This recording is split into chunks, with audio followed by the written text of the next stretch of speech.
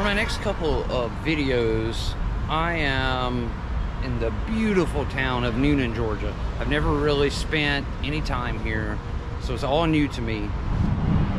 I'm standing outside of the courthouse now for the intro here. We're gonna talk about it and one of the two videos that I'm doing from here. Today in this video, this one's gonna be a true crime story, and then tomorrow, before I leave, I'm gonna kind of explore the town a little bit. And I know a lot of stuff is filmed here in Newnan, so I'll probably do like a Newnan, Georgia filming locations type video or something like that before we leave this area. For this one, as I said, it's a true crime story, and I've traveled over here to Newnan, which is like another one of the metro Atlanta areas. And I'm here because I got an email from a subscriber named Shannon, and she asked me to check in to a story about a Newnan local that disappeared back in 2011. His body was ultimately found several months later, and he was deceased. So I did a little research and took the first opportunity I could to come here to Newnan. This video today is the disappearance of Blake Chappell.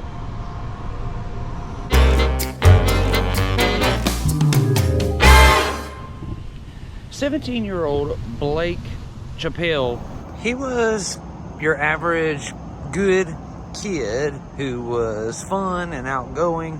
Alright, preliminary to acrophobia. This is going to be epic.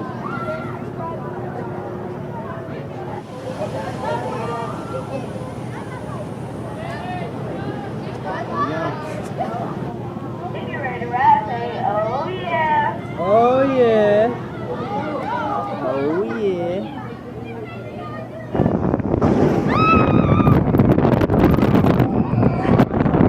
Woo!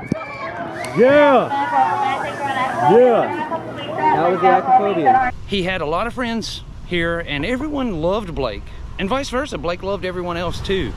Just like any other typical teenager in high school, Blake hung out with friends, and he had numerous girlfriends. In fact, Blake was actually still good friends with a lot of his ex-girlfriends, which is hard to do for most people, but that's just who Blake was. In May of 2011, Blake was involved in an altercation where, at that time, his then girlfriend, her name was Skylar, she was feuding with her parents.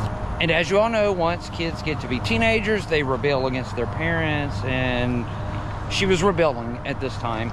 So she decides she's gonna run away, and she leaves a note for her parents saying that she's leaving with Blake. As this girl, Skylar's parents, are looking for her, they come right here to this neighborhood, and they find both Skylar and Blake together. So this girlfriend, Skylar, her dad, his name is Earl, he gets furious. He's like, oh man, this kid's trying to take my daughter away. And, basically they were fighting, and he aided in her leaving. So he then causes a scene, and he actually viciously attacks Blake. He proceeds to start punching Blake in the face, knocking him down to the ground. And when he gets him down, he starts kicking him in his ribs over and over and over again. Blake was beat up really bad. They took pictures of him when this report was made, and I know they're hard to see. This is papers that was printed out in the police report.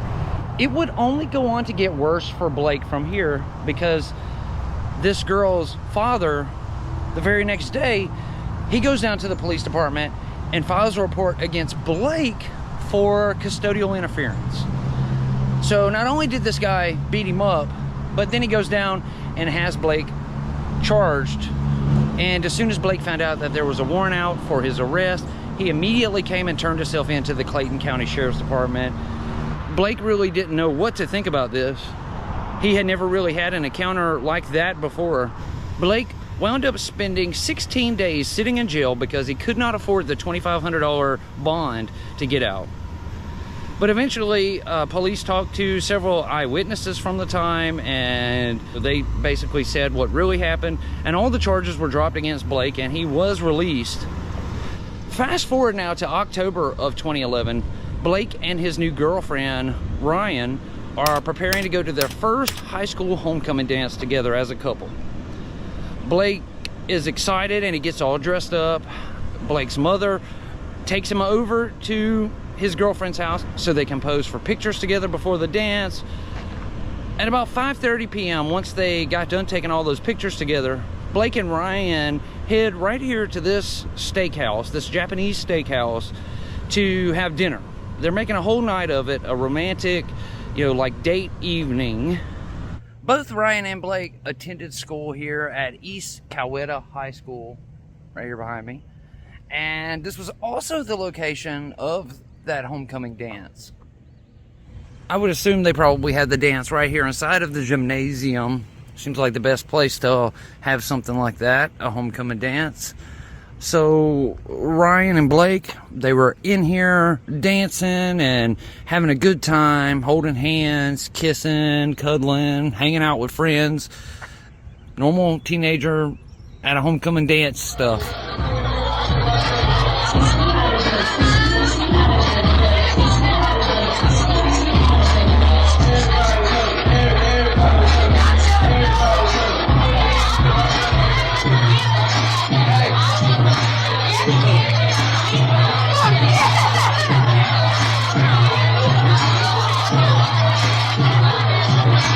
At that point in the evening, both of them were super happy. They felt like they were in love. It so far was a great night for them. After they were in here at the homecoming dance for several hours, at around 10 p.m. that night, Blake's mom comes here and she pulls up out here in the parking lot and waits for them, and they wrap up in there at the dance and come out and get in the car. And then Blake's mom then drops Ryan off at her home, and then she takes Blake over to a friend's house, a friend named Austin, and he was going to be staying with this Austin for the night. We know that at some point after Blake was dropped off at Austin's house, that Blake and Austin leave that home and they walk down the street right here to this gas station. But when they got here, it was closed. So they walk here, but they find out it's closed, and then they kind of got to immediately turn around and they start walking back towards Austin's house. We also know that a few hours after that, at around 2 a.m. in the morning, Blake gets a text message from Ryan where she's asking him to come to her house and to sneak into her room.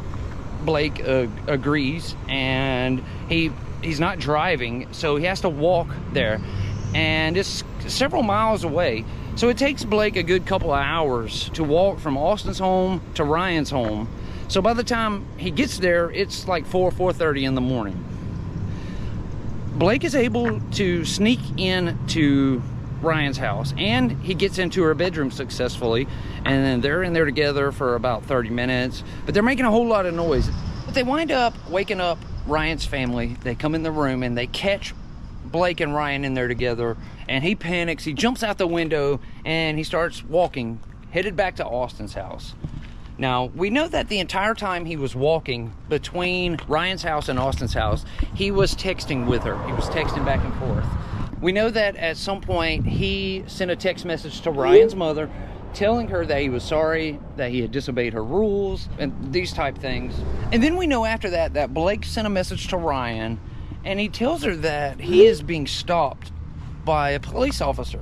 Although Blake sent that text message that said he was stopped by an officer, the Newnan Police Department and the Coweta County Sheriff's Office have both stated that they have no record of any officer stopping Blake that night. They, I guess, got with all of the officers who were on duty that night, and none of them stopped Blake. If it is true, an officer did stop him, because Blake said in his message that the officer asked him why he was out walking past his curfew, and Blake made up a lie and told him that he was just going to the store. He didn't want to tell him he was coming from his girlfriend's house. But if it's true and an officer did stop Blake, this officer would have been the last person to see Blake Chappell alive. The very last person. At around 5:30, about an hour after he left Ryan's home, Blake would send his final message to her, and it was just simply a complaint about how cold it was outside. And then after that, there was nothing. The next morning, on October the 16th of 2011, Blake's mother, she can't get a hold of him. She's trying to call him. She calls Austin, she calls Ryan. She can't get a hold of Blake at all. They start calling other people that Blake hangs out with, and no one knows where he's at. Blake's mother frantically calls the Newton Police Department here, and a missing persons report is started. For 2 whole months, there were no signs of Blake Chappell anywhere. It was as if he had just vanished off the face of the earth. And I can only imagine at the terror that his parents were going through at that time. I mean, he had just disappeared. There was no evidence of him, no signs of him, nothing. Search parties were formed to walk the path between Ryan's house and Austin's house, going through the woods and checking in every nook and cranny that they could, in hopes that they could find something of Blake's.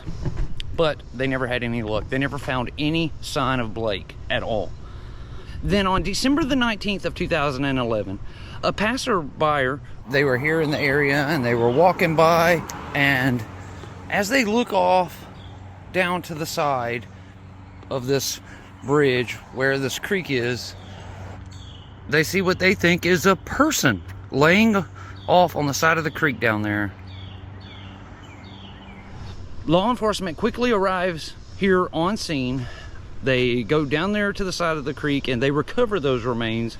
He was wearing nothing but like a white undershirt and underwear. He had no pants on, no shoes, none of that. There was obviously no kind of identification on him. It was very clear to investigators as soon as they got down there, though, that these remains that they had recovered, they had suffered a fatal gunshot wound to the head. A few days later, on December the 22nd, those remains that were found right here at White Oak Creek, right here where I'm standing, this is where they saw the body. They were positively identified as Blake Chappell.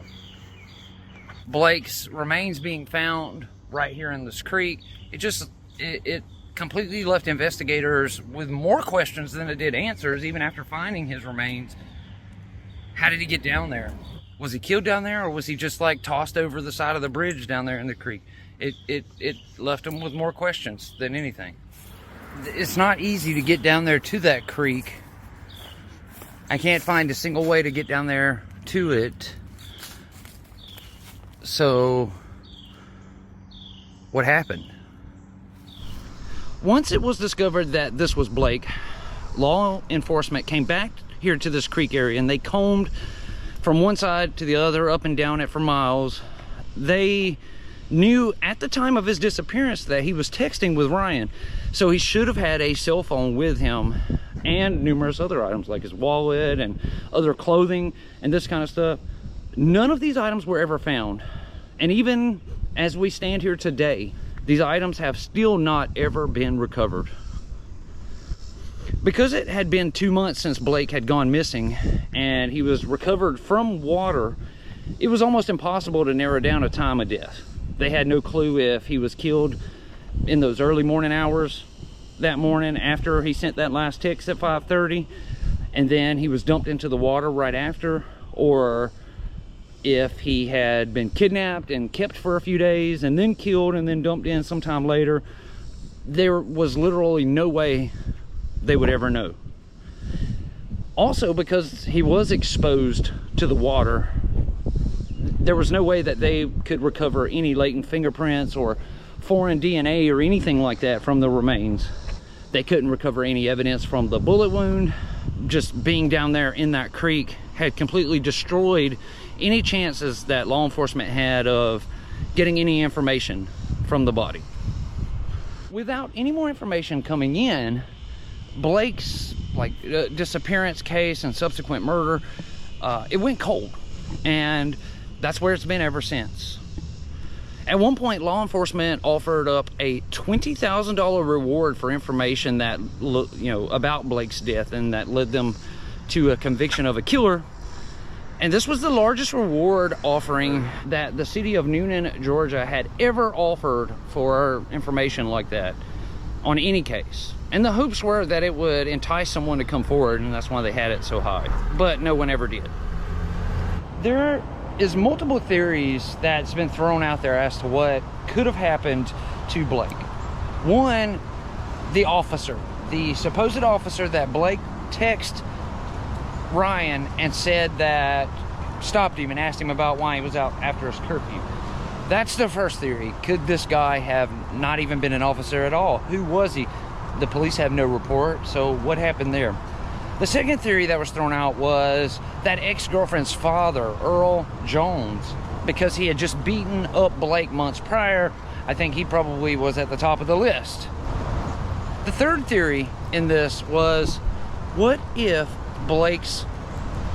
his own friends were involved somehow in his death?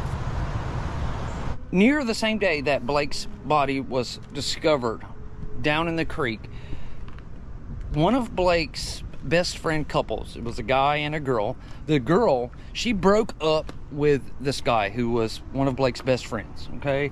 Now, normally a couple breaking up, this wouldn't set off any red flags, this wouldn't do anything, but the timing of it is what started to make people think. Since that time, quite a few people have tried to find out why the couple broke up at that same time. People were speculating that maybe this guy was involved in Blake's death. Once the girl found out, she broke up with him. But even though people have asked her, she really hasn't given a reason as to why she broke up with him the day or close to the day Blake was found. On top of that, it was revealed to Blake's family months later that the night Blake died, he was staying at his friend Austin's house, and supposedly someone else was another guy, he was actually staying there at the house that time. But this piece of information was never reported to police. This guy was never talked to. His name was never mentioned until long after Blake had been discovered. It all equals up to create a large amount of suspicion. Why was this person not mentioned when it all happened? If he was there, why wasn't he talked about so the police could interview him and these kind of things? Also, after his death, some of these who were supposed to be close friends of Blake's quit talking to Blake's family altogether. It's like they tried to avoid him. Now, because of all of this together, the girl breaking up with the guy and several of these guys, they stopped talking to the family. It has definitely made Blake's family think, what if something happened that night and Blake's friends are responsible for this? Blake Chappell's family and friends still fight every single day for information. They've got Facebook groups going on and web pages completely devoted to Blake's murder.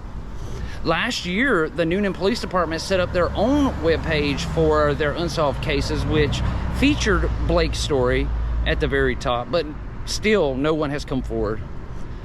This whole story is just crazy, which is why as soon as I was contacted about coming here and telling Blake's story, I immediately jumped at the chance. One would have to think that there is more to this story than what's being released to the public. For a teenager who was seemingly liked by just about everyone to, disappear and then show up murdered, it would appear as if he did have enemies somewhere. They stumbled across Blake walking down the street that night, and they felt like it was their opportunity. If you have any information about the death of Blake Chappell, please contact the Newnan Police Department, and maybe you can catch a slice of that reward money. That is going to do it for this video today from here in Newnan, Georgia, and the murder of Blake Chappell. Like I said in the intro, I'm going to be here again tomorrow, and we're going to take a look at Newnan and some filming locations from around here. So that's going to be fun for me. I know a lot of you guys don't care for that, but I do. So It's gonna be fun. Thank you all so much for watching this video, guys. I really appreciate it. If you're new here, go down, hit that subscribe button, then hit that notification bell so you get notified every time I upload a video. If you're interested in helping support this channel, there's links in the description box below you can check out. But really, I can't thank you enough for watching the videos. That means the world to me. You know, I'll see you guys again tomorrow. Please stay safe and stay healthy. Much love to you all.